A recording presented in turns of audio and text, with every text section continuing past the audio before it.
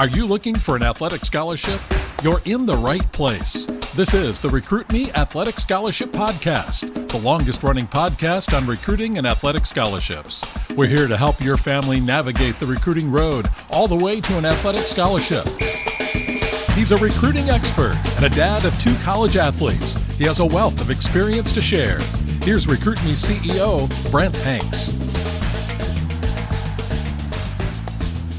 Welcome to episode 311 of the Athletic Scholarship Podcast. The Athletic Scholarship Podcast is one of the many resources in Recruit Me that can help you in recruiting education and getting your athletic scholarship. The show notes has links to all the resources, or you can go to recruit-me.com. I'm introducing an all-new Recruit Me newsletter starting the first week of August in 2022. Go to the Recruit Me newsletter link in the show notes below to sign up for the monthly Recruit Me newsletter. Each month, you will get tips and advice about recruiting from the 3.0 Athletic Scholarship System. You will get recruiting quotes from past Athletic Scholarship Podcast episodes. You will get recruiting education from social media outlets and links to last month's The Athletic Scholarship Podcast episodes and more. An example of the social media tidbits you will get is from Twitter and from @Coach Jen Steele. Jen is the head coach of softball at the University of Delaware. Quote, "We can only be in so many places each weekend. We get hundreds of emails asking us to watch games. I promise that we do our best, but give us reasons to come and see you.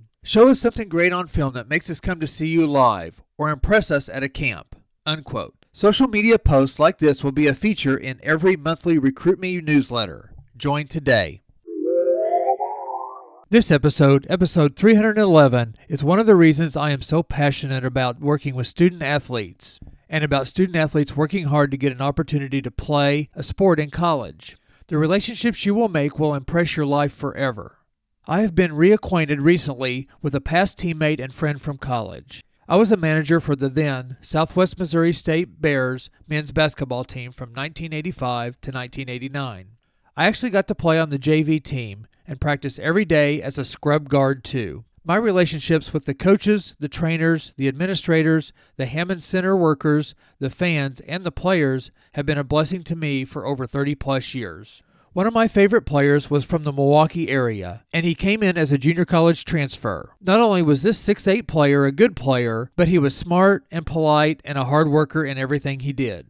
He didn't get a lot of playing time, but like me, he knew he helped the team by filling his role and pushed the starters to help make them better every day. This player, Aaron Womack Jr., took his college and basketball lessons to become a successful teacher, school administrator, and coach. Aaron, or A-Train, has recently retired, and along with being a husband and a father, is a motivational speaker, an entrepreneurial coach, and an author and a podcaster.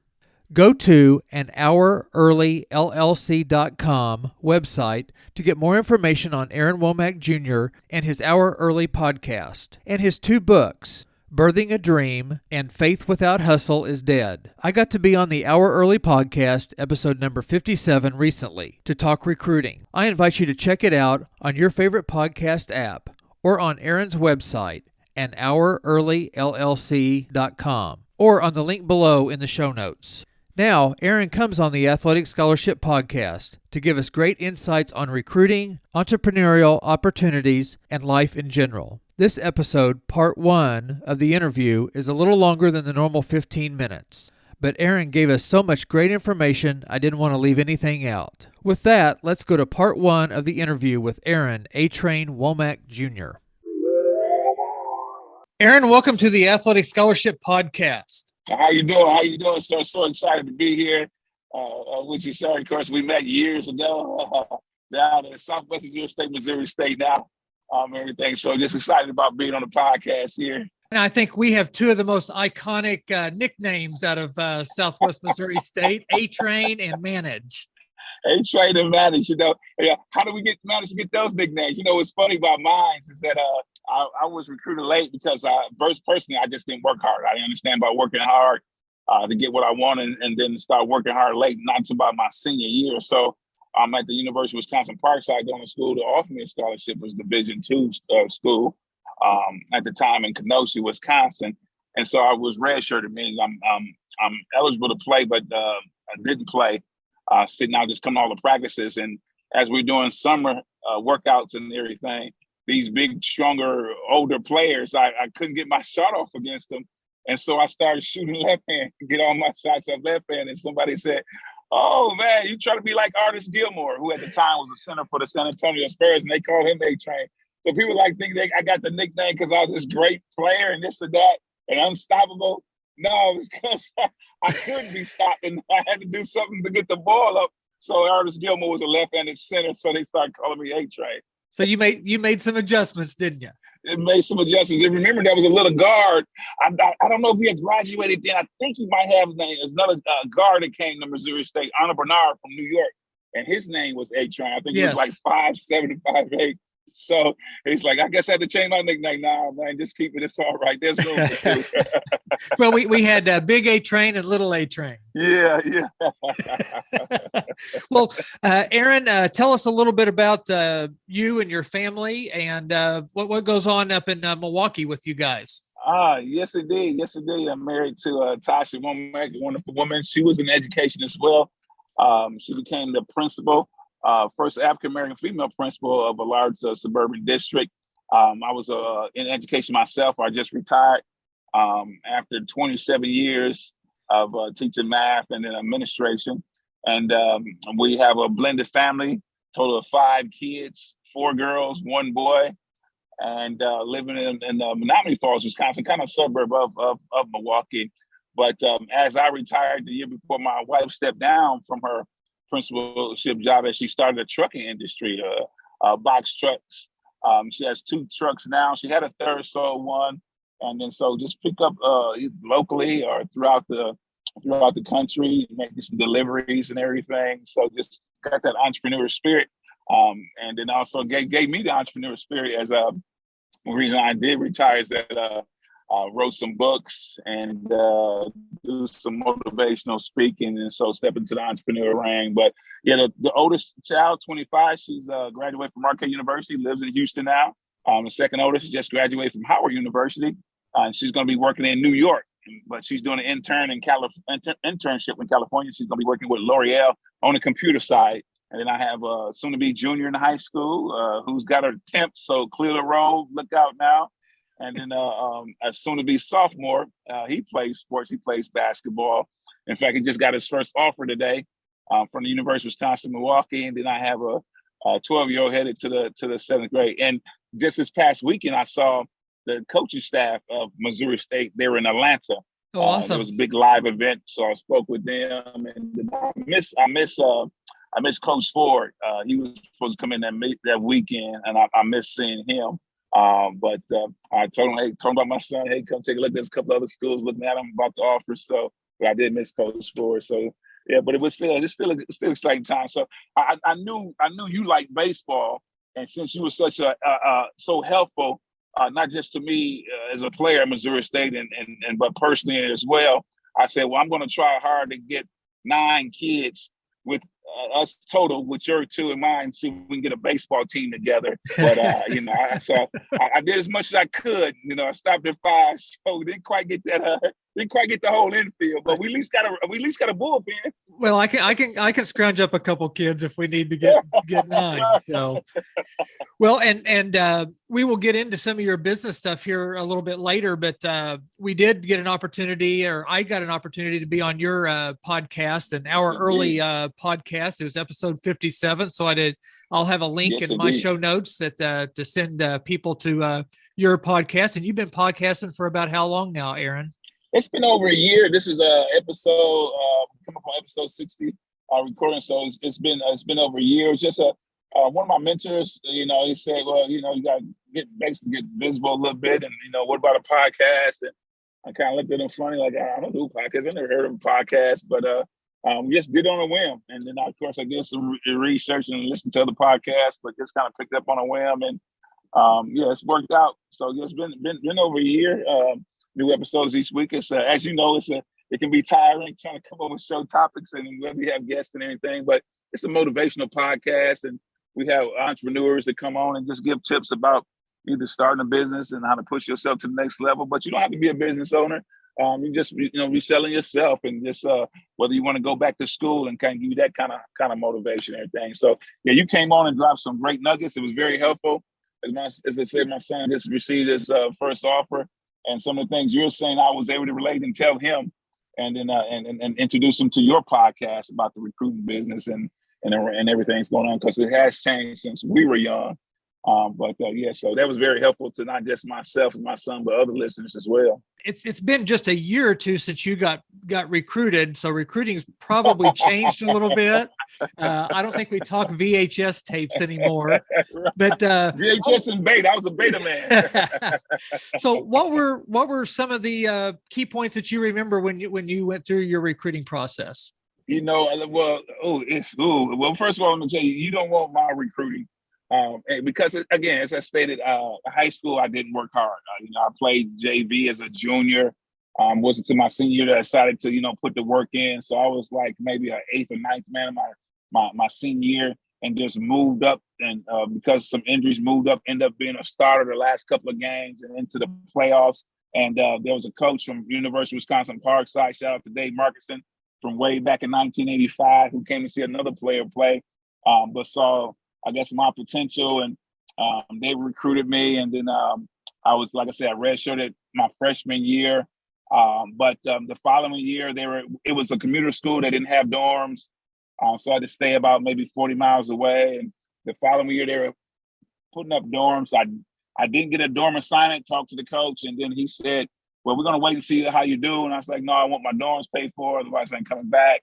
And so that summer after my freshman year, just really busted my tail and worked hard.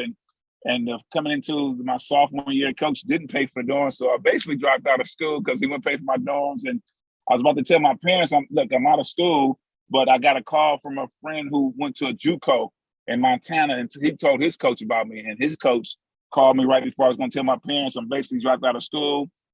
And he offered me a scholarship sight unseen. And so instead of saying I'm dropping out of school, I told my parents I'm taking my talents to the great state of Montana.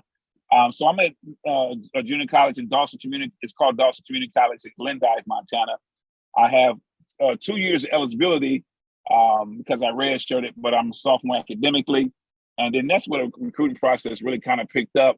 But I had letters from schools who I didn't see because the junior college coach didn't want me to leave after 1 year. But it was kind of interesting that I wanted to leave. And so St. Mary's, which is an NAIA school in San Antonio, I took a visit, liked it there, and basically verbally committed there. And then here's the story. University of San Antonio at Texas, they play St. Mary's. And apparently they saw that I signed or committed to NAIA to St. Mary's. Someone from their coaching staff got to talk to John Hammonds, who was assistant coach at Missouri State, sophomore at Missouri State, ended up being assistant coach in the NBA with the Clippers and moved on to be a GM. He called and said, hey, you're really supposed to be back at JUCO. I said, well, I can leave because I redshirted, so no one knew.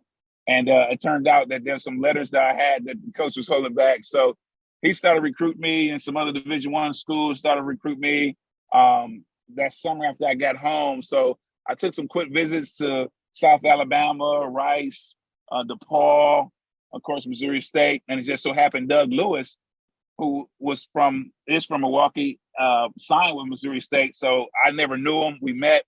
And then I said, well, since, this Milwaukee guy's here in Hammond, is really doing a great job, I decided to sign with Missouri State. So, but back then it was just all letters, hand-to-hand contact, so to speak, visits, during periods they could visit. And he came to see me in summer league play and playing and everything. So it was a little different now than the internet and sending out videotapes and highlight films and everything.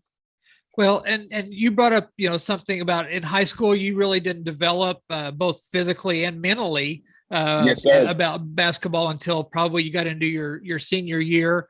And, yes. and we talk a lot about that in Recruit Me. My son that's going to play baseball in high school got one varsity at bat his junior year. And, wow. And so, but we still went through and worked the system.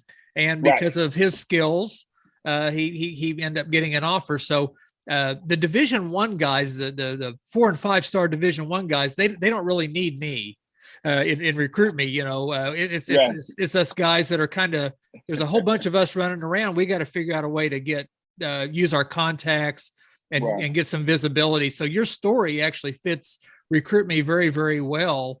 And I needed recruit me back then. I needed recruit me then. But let me disagree with you a little bit though. I think the Division I players who get a lot of offers still could use your service, because Division I players, they still have a school that they like to go to. Yes. And maybe they're getting Division I offers, and maybe they're not getting offers from that particular school. Like my son, I said, you got to dream big. He wants to go to Kentucky. Okay, dream big. Now he got an offer from a mid-major. So now I know that I can, send letters and put his name out and make contact to those other schools that he wish.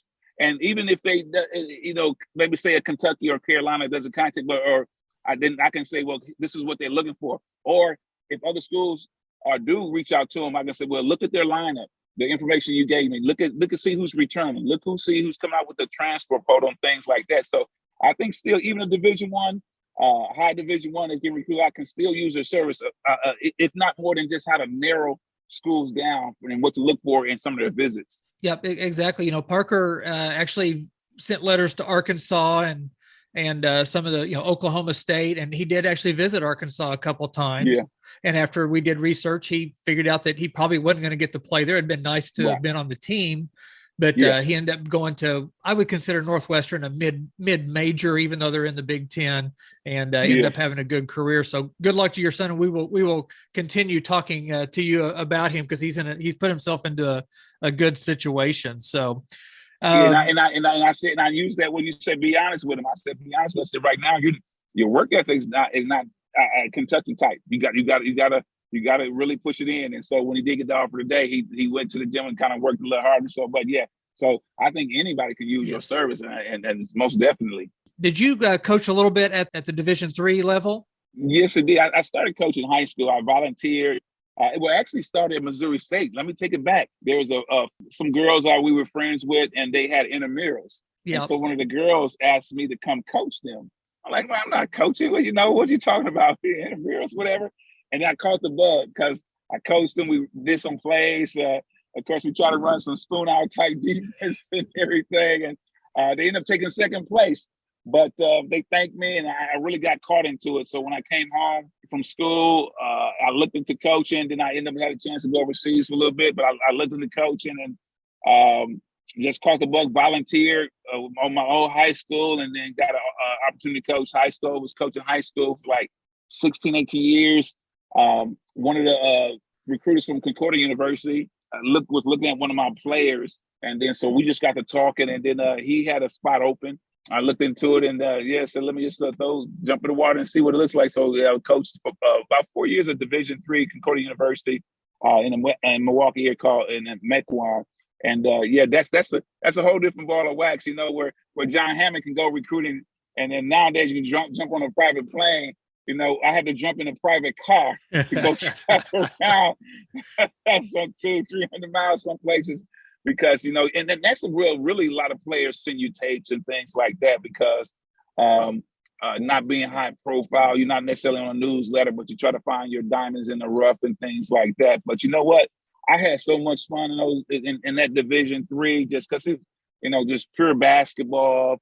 No, it's all guts, no glory. Even going to games, you got to drive the van. You get back at 11:30 at night, and then depending on the game, you're going into that war room and looking at the film that night, and some nights you're not getting home at 2:00 in the morning. But it was a lot of fun, though. It was a lot of fun. But if you're gonna do that, you better do it while you're young, before the kids come. Tell us a little bit what somebody might expect if they went to a Division III basketball or baseball or a Division III school. What are some advantages of a Division III? Well, first of all, let me tell you.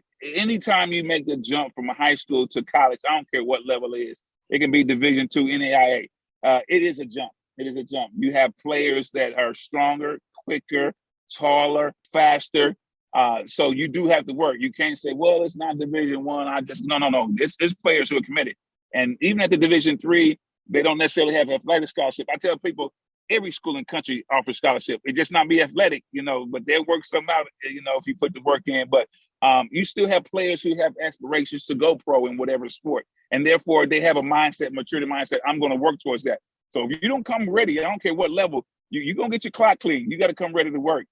Division III, get no athletic scholarships. So they have to do some things, try to, financial aid, things like that. But let me tell you, the amount of work you put in a Missouri State Division I, it's the same amount of work you put in a Division III. So there's preseason, there's conditioning.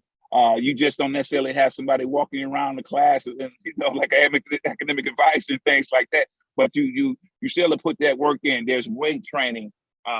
You might be able to play a different sport a little bit more in Division III or Division II than you can in a Division I. But there's looking at the film. There's individual workouts. There's meeting with the coaches. There's make sure you're going to see the trainer. So you still it's still, you have to still look at it as a job that I'm putting in this work, because there's still some aspiration where some kids go from a Division III up to Division II up to Division I. So you come in ready to work, and then the coaches are outstanding. I mean, some of them, some of the minds of the different plays, different sets that they run. I mean, some coaches, you have, one play, but 23 variations of that play. So you got to come you had to come with a mindset. If you can't think your way out of a wet paper bag, then you might, I don't know what you're going to do. But but it's a lot of coaches in there who really put the work in, because they have aspirations of going up to Division II, Division I level. So they're going to put that work in more so than somebody that's already there. So I think you have a lot more of coaches putting highlight tapes together. So they're going to push you, and there's nothing wrong with that, because there's nothing wrong with having aspirations. So, but you better come ready to work. And it's an opportunity to play, and especially with the changing environment of the transfer portals, yes, graduate school. Unfortunately, COVID here the last couple of years, there's a lot of movement. And one of the main pitchers for Parker's team this year came from a Division III school, and he had a heck of a year here, for Northwestern. Exactly. So you can move around, an opportunity to play for, 4 or 5 years at any level. Yes.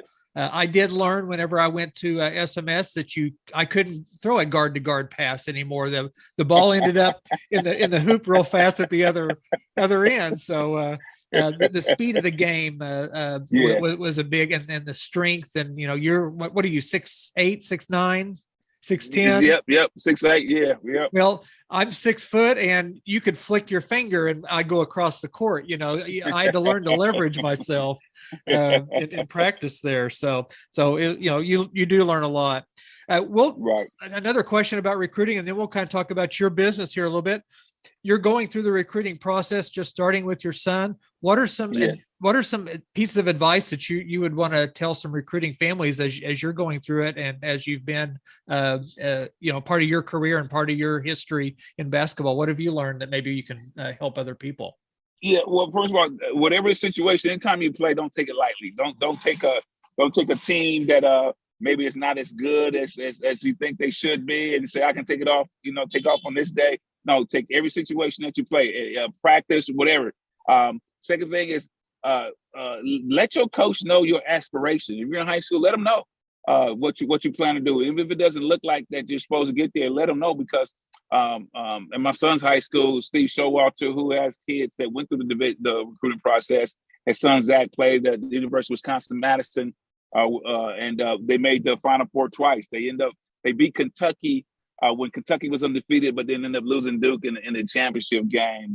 And I say, let that coach know, because what Coach Showalter does a wonderful job is that when we have open gym, when we have practice, he invites coaches to come to the open gyms and to the practices, and he allows them to see practice so they can see other aspects and just see games. And so even with AAU, but then the other thing is that do something out of your comfort zone or norm.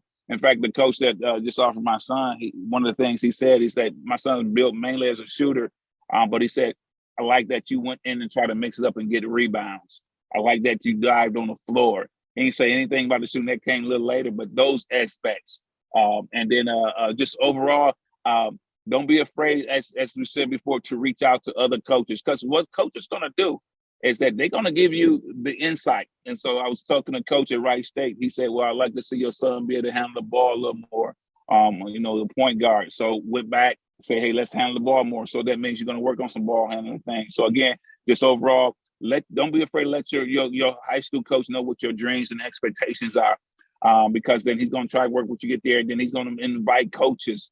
And so if they really understand the recruiting process, invite coaches to their practices, open gyms, do the things that's outside your comfort zone. If you're a point guard, make sure that you go lock down the other team's best player and pick up full court. If you're not a rebounder, go in and get you some rebounds, because that's what coaches are looking for, those other things that you can do. And then again, just put a tape together. Of course, I like the important things, but then on the other end, don't be afraid to reach out to people who have watched us. I talk to high school coaches that play against us and say, okay, you are coaching against my son, can you just give me a scouting report of his deficiencies? You don't have to give me the secrets of how you're going to try to stop us, but what some of his deficiencies and things like that. And those are the good, honest opinions. And then you just take it back to your son and say, okay, now what are we going to do with these? How are we going to attack it? How are we going to work on it? And then the last thing, if there's something that you don't know, reach out. Ask another person who's been involved. Ask another coach. And I'm going to say this, particularly female coaches, because female coaches, they're really down with the fundamentals, and just reach out to them to see, hey, what can I do fundamentally? And then above all else, then they reach out to a Brett Hanks and say, hey, man, what can I do to help my son or daughter in the recruiting process? Well, I appreciate that. And that's all great advice. And let's jump over to what you're doing now, Aaron. You've got, I mentioned the an hour early podcast earlier, and you've got an hour early LLC. So what all's involved in your entrepreneurial business? Well, just like I said, been in education over 27 years. I found that and I'm taught in a public school, Milwaukee Public Schools. And I taught that no matter how much math I'm supposed to teach or how much math I know, that it doesn't matter if the kids are not motivated. And so I found myself doing motivational things first before I can teach them about algorithms and equations and things like that. And then started just tell my story about how I really didn't learn to work hard until later on in life. And then once I found that, it just kind of pushed myself. Even after being recruited, coming to Missouri State, I thought I was it. Hey, I'm at the mountaintop, I'm good. But I needed to work even more, because then I ran into a Kelby Stuckey and a Hubert Henderson and a Lee Campbell and a Caleb Davis. And I'm like, oh my goodness, wow. So it just turned into me motivate my students. And then I was invited to come give some speeches to different places. And then it kind of fell in love with motivating people, and especially on the student end. So it turned into me just going to different churches and giving speeches and everything. So I said, well, I would like to expand on this. So just explored it, start writing some books and everything. And then the podcast came about as another way to get the voice out, to get into the entrepreneur mindset from a standpoint of, I want to motivate kids, because there's some kids who are not doing so well. The report card, education report card in Milwaukee Public Schools is not where it should be. And for me, everyone is trying to attack the curriculum side of it and teach teachers how to teach better. But my thing is that when I speak with kids, they're not motivated. They don't have the big dreams. They don't have the things that want to push them, because they don't see the forest for the trees. You can't tell a kid, yeah, get out and go run 5 miles at 6 a.m. when they're 6th, 7th, 8th grade, because they don't see on down the road. Or you can't say, hey, go to this math camp. So I had to do some things motivational wise and teach them how to write a plan and come up with things that you need to do daily. So that's how it kind of turned into, there was a need for it. And so just like with your company and podcast, there's a need for it. And so when you get into the service mindset, it leads you to do certain things. So that's where I am. I teach educators how to motivate kids, and then I teach kids about dreaming big, writing a plan.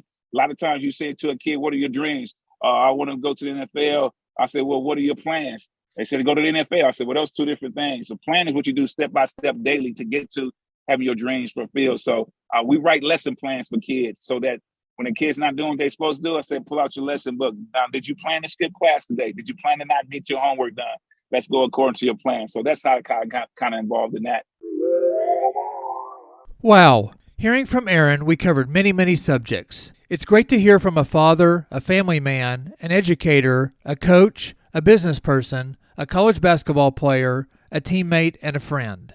I can't wait for you to hear part 2 of this interview with Aaron Womack Jr., or as I know him, A-Train. Listen in next week. These two episodes 311 and 312, are definitely ones you need to re-listen to in the future. You will need to take notes and digest all the, as Aaron calls them, nuggets in this week's and next week's episodes. Listen to both the Athletic Scholarship Podcast and an Hour Early Podcast on your favorite podcast app, or go to anourearlyllc.com and recruit-me.com websites. Get both of Aaron's books, Birthing a Dream and Faith Without Hustle is Dead. You can get these books on his website or on Amazon too. Join me next Tuesday for part 2 of an interview with Aaron Womack Jr. Also, this is a great time to sign up for the all-new Recruit Me monthly newsletter. Click on the link in the show notes. The first edition comes out the first week of August 2022. The Recruit Me 3.0 Athletic Scholarship System is the best way to get all that you need to get an athletic scholarship. Take advantage of your next school year by getting the Recruit Me 3.0 system now. Thank you for listening, and share this week's episode or comment on this episode on your favorite podcast app or at Brent, BRENT, at recruit-me.com.